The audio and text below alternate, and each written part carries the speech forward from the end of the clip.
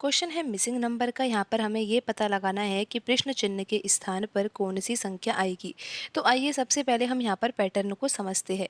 क्योंकि पैटर्न समझ में आ जाएगा तो फिर ये पता लगा लेंगे कि प्रश्न चिन्ह के स्थान पर कौन सी संख्या आएगी।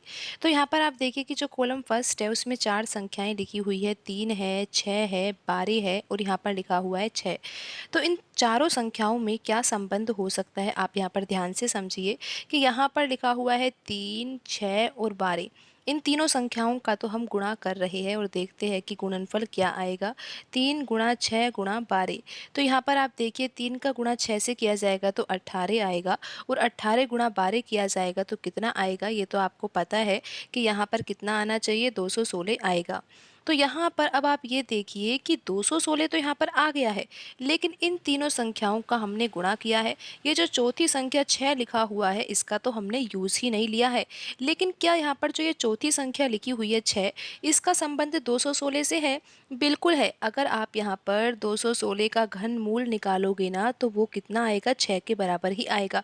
या फिर आप ऐसा समझिए कि 6 का घन करेंगे तो कितना आ जाएगा, 216 आ जाएगा। तो इस तरह का पैटर्न यहाँ पर लग रहा है। आप एक बार फिर से समझ लीजिए हमने क्या किया। यहाँ पर था 3 और ये था 6 और ये था 12। हमने इन तीनों संख्याओं का तो गुणा किया। तो यहाँ पर हमने देखा कि जो गुणनफल आया था वो 216 आया था। फिर हमने क्या सोचा कि इस 216 का हम यहाँ पर घनमूल निकाल सकते हैं और घनमूल क्या आएगा, यहाँ पर 6 आएगा और यहाँ पर जो ये चौथी संख्या थी वो 6 ही थी। तो इस तरह का संबंध यहाँ पर इन चारों संख्याओं में है। अब यही पैटर्न हमें यहाँ पर तीसरे कॉलम में लिखी हुई संख्याओं में लगाना होगा और ये चेक करना होगा कि ये पैटर्न यहाँ पर सही भी है या नहीं। अगर पैटर्न सही होगा तो ही हम यहाँ पर कॉलम 2 में ये पैटर्न लगाएंगे और फिर पता लगाएंगे कि प्रश्न चिन्ह के स्थान पर कौन सी संख्या आएगी।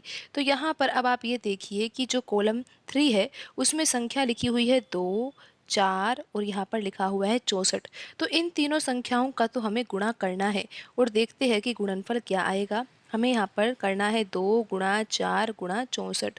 तो आप देखिए 2 गुणा 4 कितना होता है, 8 होता है और जब 8 का गुणा 64 से किया जाता है तो कितना आता है, 512 आता है।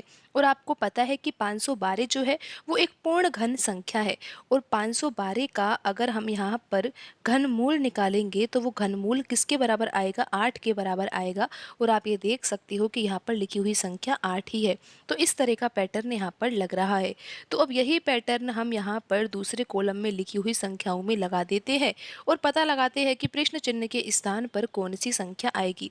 करना क्या है हमें, यहाँ पर 2 है, 20 है और ये 25 है। इन तीनों संख्याओं का हमें गुणा करना है और हम देखते हैं कि यहाँ पर गुणनफल कितना आता है। तो आप देखिए कि 2 गुणा 20 कितना होगा, 40 होगा। 40 का गुणा 25 से किया जाएगा तो यहाँ पर आ जाएगा 1000। तो यहाँ पर अब हमें क्या करना है, जैसा कि आपने देखा कि 3 गुणा 6 गुणा 12 किया था तो यहाँ पर 216 आया था और 216 जो है ना वो एक पूर्ण घन संख्या है। पूर्ण घन संख्या यानी कि किसी प्राकृत संख्या का ये घन है। तो यहाँ पर आप ये देख सकते हो कि जो ये 1000 आया है ये भी तो पूर्ण घन संख्या ही है ना।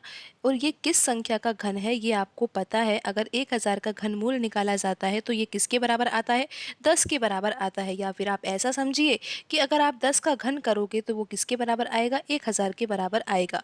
तो यहाँ पर जो ये संख्या 1000 आई थी गुणा करने के बाद और ये 1000 जो है ना वो 10 का घन है। तो यहाँ पर प्रश्न चिन्ह के स्थान पर कौन सी संख्या आएगी, 10 आएगी। आप देख सकते हो कि ऑप्शन बी में लिखा हुआ है 10, तो यही सही आंसर होगा।